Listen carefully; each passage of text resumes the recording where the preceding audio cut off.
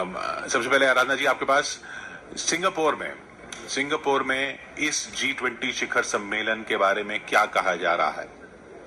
भी इस वक्त सिंगापुर में जो उत्साह का माहौल है, विशेषकर इसलिए क्योंकि ये यहाँ की जो मीडिया है वो इस बात की खासी चर्चा कर रही है कि अभी जो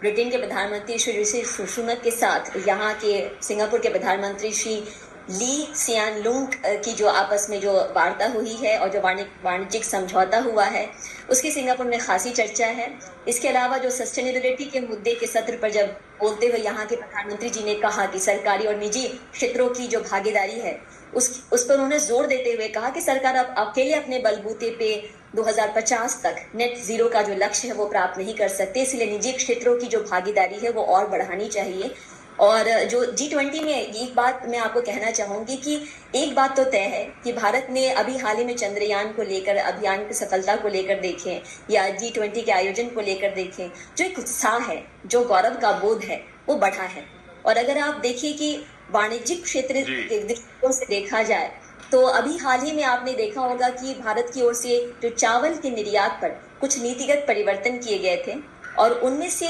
कुछ अन्य देशों के साथ साथ सिंगापुर को भी छूट दी गई थी, क्योंकि सिंगापुर के साथ भारत के बहुत मैत्रीपूर्ण संबंध रहे हैं। और इसका कारण ये भी है कि जो सिंगापुर की जो दो बहुत ही महत्वपूर्ण निवेश संस्थाएं हैं, तमासिक होल्डिंग्स और GIC, जिसका पूरा नाम है government of Singapore investment corporation, उनके ओर से भारत में बड़े पैमाने पर निवेश किया जा चुका है और भविष्य में भी किए जाने की संभावना है। तो इस दृष्टिकोण से भी ये अभी जो G20 का सम्मेलन हो रहा है, वहाँ आपस में जो वार्ताएं हो रही हैं, चाहे वो बहुपक्षीय हो चाहे द्विपक्षीय हो, इसकी विशेष चर्चा सिंगापुर के मीडिया में हो रही है।